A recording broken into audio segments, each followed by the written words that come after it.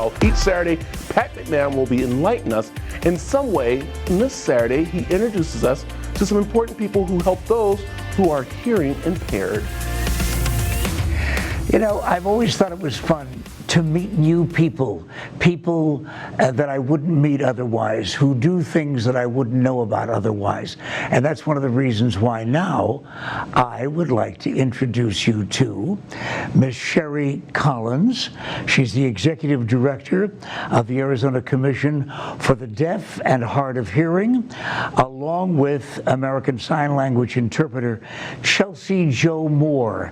That's our team for today as we find out more about this that has been, well, one of the most interesting introductions to a whole different kind of communication.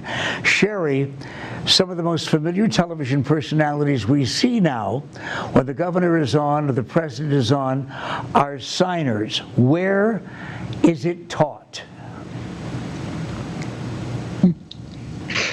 Hi, Pat. Nice to see you again. It's been a while.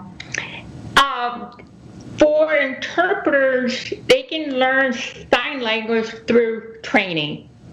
For example, here in the state of Arizona, there are several colleges and universities they can, take classes and study to develop their skills, and then they have to take the national certification test to become a licensed interpreter, just like CHELSI. She is a licensed interpreter here in the state of Arizona. So that everybody understands everyone's duties and responsibilities, SHERRI is signing what she is saying to me, and CHELSI Jo Moore is signing what I'm saying to SHERRI. And I'm the only one who's really totally unnecessary in this conversation. By the way, SHERRI, it seems to me that it would take special skills to be able to sign with instant understanding of what's being said.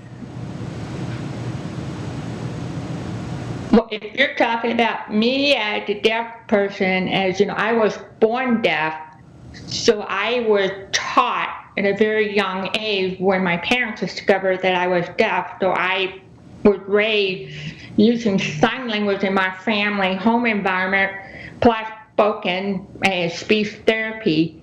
Now, for an interpreter, it just varies experience for them. It depends on when they were exposed to sign language. It could be their family, friends, or neighbor, or they were just interested in learning the language itself and study it. So for me, it's a very natural thing because I was raised spoken English and sign language, so as you see, I'm comfortable talking and signing at the same time. But when I'm with my deaf friend, I don't use my voice, I sign in American Sign Language. Has COVID-19 had any effect on signing and communication in your field?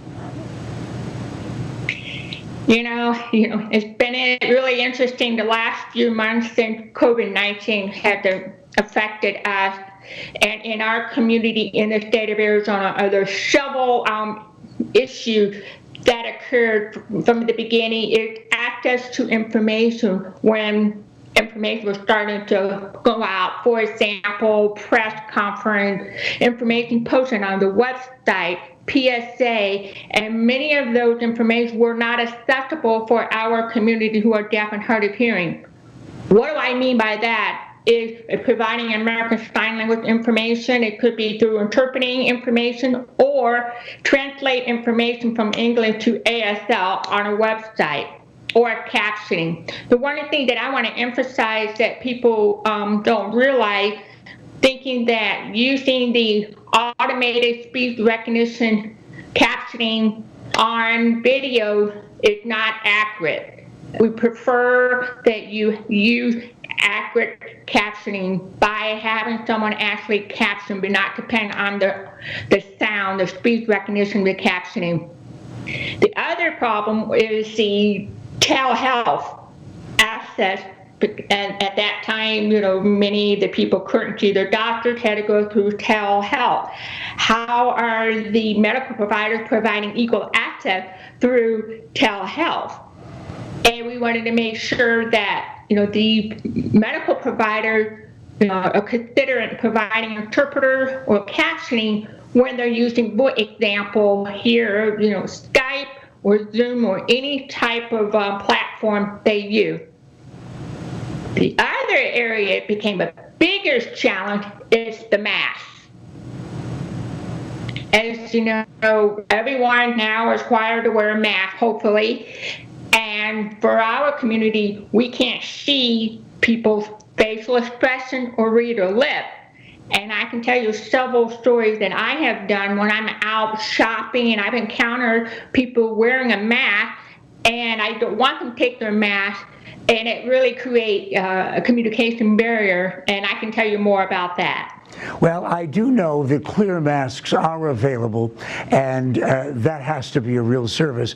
If you want to find out more about any area of the hard of hearing or deaf, the executive director of the Arizona Commission for the Deaf and Hard of Hearing is SHERRI Collins, and the one who made it all possible for me to speak is CHELSI Jo Moore. I thank you so much for being here and allowing me to introduce you to our audience.